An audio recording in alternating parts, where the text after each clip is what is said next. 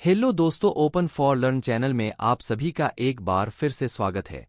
दोस्तों, भारत की एक प्राइवेट हथियार बनाने वाली कंपनी ने ऐसा कारनामा कर दिखाया है जो भारत ही नहीं पूरे एशिया की बड़ी बड़ी हथियार बनाने वाली कंपनियां नहीं कर पाईं। जिनके पास कई अरबों डॉलर के बजट होते हैं, वो भी हैरान हैं कि यह भारत ने कैसे कर दिखाया।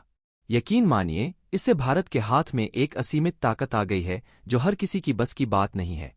यह एक यूज एडवांटेज है जो भारत को अपने दो पड़ोसी दुश्मनों के खिलाफ मिल गया है। एक एक्टिव युद्ध में जहां पर मारकाट मची हुई है, एक दूसरे के खिलाफ मिसाइलें दागी जा रही हैं, एक दूसरे पर बम बरसाए जा रहे हैं। ऐसी स्थिति में यह दुश्मन देश के अंदर घुसकर ऐसा कारनामा कर दिखाएगा जिससे दुश्मन की कमर टूट जाएगी। और सबसे खास बात, दुश्मन इस हथियार के खिलाफ कुछ खास कर ही नहीं पाएगा। इसीलिए इस हथियार को इतना स्पेशल माना जा रहा है। लेकिन यह पूरी खबर है, क्या क्या कारनामा भारत ने किया है और क्यों यह स्पेशल है। चलिए सारी बातें विस्तार से जानते हैं। दोस्तों, यह बात तो आप जानते ही हैं कि आज के मॉडर्न युद्ध में, मॉडर्न वॉरफेयर में जानकारी का सबसे ज्यादा महत्व है। अगर आपके पास दुश्मन और दुश्मन सेना की, उनकी पोजीशन की सही और सटीक खुफिया जानकारी है, तो आधा युद्ध तो आप पहले ही जीत जाते हैं।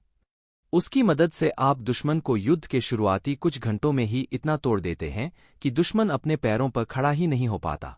और उसके बाद तो युद्ध जीतना कोई बड़ा काम नहीं रह जाता। इसीलिए दुनिया भर के तमाम देश आज की तारीख में इंफॉर्मेशन वॉरफेयर पर इतना ध्यान दे रहे हैं और भारत भी इनमें से एक है।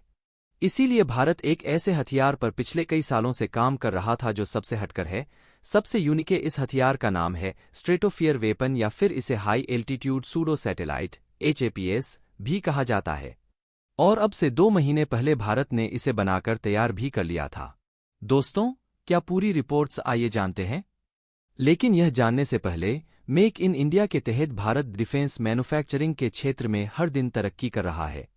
इसके लिए इस वीडियो को लाइक करके चैनल को सब्सक्राइब जरूर करें, इससे हमें बहुत मोटिवेशन मिलता है। तो चलिए वीडियो में आगे बढ़ते हैं।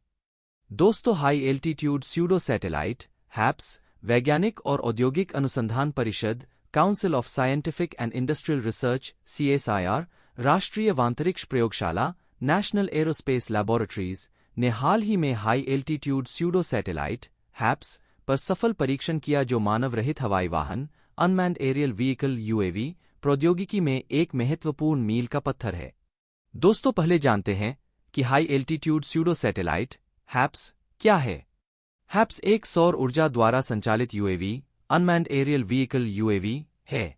यह सौर ऊर्जा उत्पन्न कर सकता है और महीनों अथवा वर्षों तक समताप मंडल में बना रह सकता है। HAPS समताप मंडल पृथ्वी की सतह से 6 से 50 किलोमीटर ऊपर विस्तृत क्षेत्र में संचालित होता है और 18 से 20 किलोमीटर की ऊंचाई पर अपनी अवस्थिति बना सकता है, जो वाणिज्यिक हवाई जहाजों की ऊंचाई से लगभग 2 गुना है।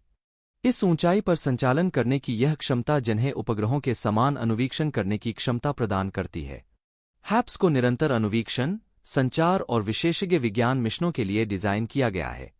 HAPS प्रौद्योगिकी वर्तमान में विकास धरण में है और भारत द्वारा इसका सफल उड़ान परीक्षण किया गया, जी इसे उन देशों में शामिल करती है जो वर्तमान में इस तकनीक का प्रयोग कर रहे हैं।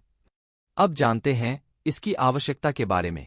सीमावर्ती क्षेत्रों में होने वाले परिवर्तन अथवा गतिविधियों का पता लगाने, विशेष रूप से वर्ष 2017 में घटित डोकलाम गतिरोध के मद्देनजर के लिए की निरंतर अनुवीक्षण करने हेतु HAPS के विकास की आवश्यकता है। बैटरी चालित UAV और उपग्रहों की सीमाओं का समाधान करने हेतु सौर ऊर्जा चालित UAV का विकास आवश्यक है। HAPS के संचालन की लागत पारंपरिक उपग्रहों की तुलना में काफी कम है, क्योंकि इसमें रॉकेट लॉन्च की आवश्यकता नहीं होती है। HAPS का बहुमुखी प्रतिभा और अनुप्रयोग। दोस्तों, अगर किसी आपदा के कारण सामान्य नेटवर्क क्षतिग्रस्त हो जाते हैं, तो HAPS को आपदा स्थितियों में तैनात किया जा सकता है और दूरदराज के इलाकों में मोबाइल संचार नेटवर्क 5G तरंगें प्रदान किया जा सकता है। वे उपग्रहों की तुलना में अधिक अनुकूल निग में और आकाश में टावरों के रूप में कार्य करते हुए ऊपर से भूमि के एक क्षेत्र का मानचित्रण कर सकते हैं। दोस्तों, नेशनल एरोस्पेस लैबोरेटरीज वैज्ञानिक तथा औद्योगिक अनुसंधान परिषद council of scientific and industrial research CSIR का एक घटक 1959 में बेंगलुरु में स्थापित देश के नागरिक क्षेत्र में एकमात्र सरकारी एरोस्पेस अनुसंधान एवं विकास प्रयोगशाला है।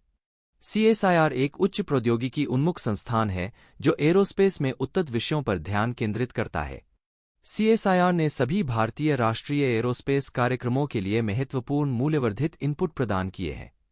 CSIR का कार्य मजबूत विज्ञान सामग्री के साथ एरोस्पेस प्रौद्योगिकियों को विकसित करना, छोटे, मध्यम आकार के नागरिक विमानों का डिजाइन और निर्माण करना तथा सभी राष्ट्रीय एरोस्पेस कार्यक्रमों का समर्थन करना है।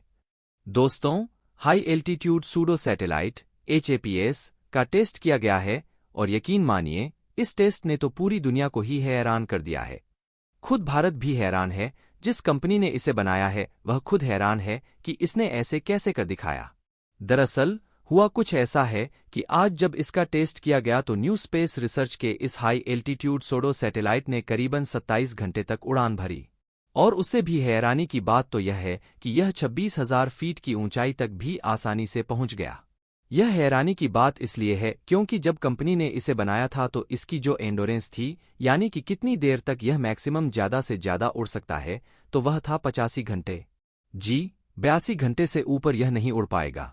और उससे भी खास बात, इसकी जो ऊंचाई थी, किस ऊंचाई तक यह उड़ सकता है, वह 3 किलोमीटर थी, यानी लगभग 9,842 फीट। लेकिन एक्चुअल में यह उससे कहीं ज्यादा, लगभग 2.5 गुना ज्यादा ऊपर गया है, करीबन 26,000 फीट तक। और जो एंडोरेंस 85 घंटे तय की गई थी, इसने उसे भी करीबन 3 गुना से मात दी है। 27 घंटे यह उड़ा है। यह बड़ी बात इसलिए हो जाती है क्योंकि यह एक सोलर पावर एयरक्राफ्ट है, यानी कि सूर्य से ऊर्जा लेकर यह अपने आप को उड़ाता है। इसमें कोई खास इंजन या फिर फ्यूल आपको देखने को नहीं मिलता। और इसी वजह से इसकी इतनी ऊंचाई तक जाना और इतनी देर तक उड़ान भरना यकीनन यह भारतीय क्वालिटी को दर्शा रहा है। लेकिन आप में से कई लोग सोच रहे होंगे कि इस हथियार का बनना और इसके बारे में इतनी बातें क्यों हो रही हैं।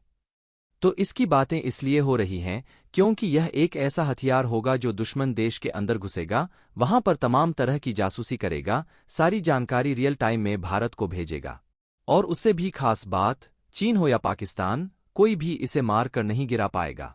और अगर चीन पाकिस्तान ने इसे मारकर गिराने का हथियार बना भी लिया तो भी भारत को नुकसान नहीं होने वाला, क्योंकि इसे बनाने का खर्चा हद से ज्यादा कम आता है। और यही कारण है कि भारत इसे इतने बड़े संख्या में बना सकता है कि दुश्मन मारते मारते थक जाएगा, लेकिन भारत इन्हें बनाते बनाते नहीं थक पाएगा, ना ही उड़ाते हुए। और यही कारण है कि चीन पाकिस्तान भारत के इस हथियार के आने से इतना ज्यादा चिंतित है। तो चलिए इस वीडियो को यहीं पर समाप्त करते हैं।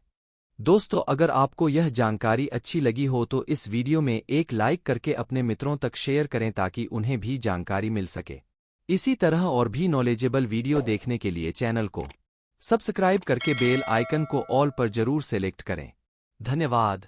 जय हिंद।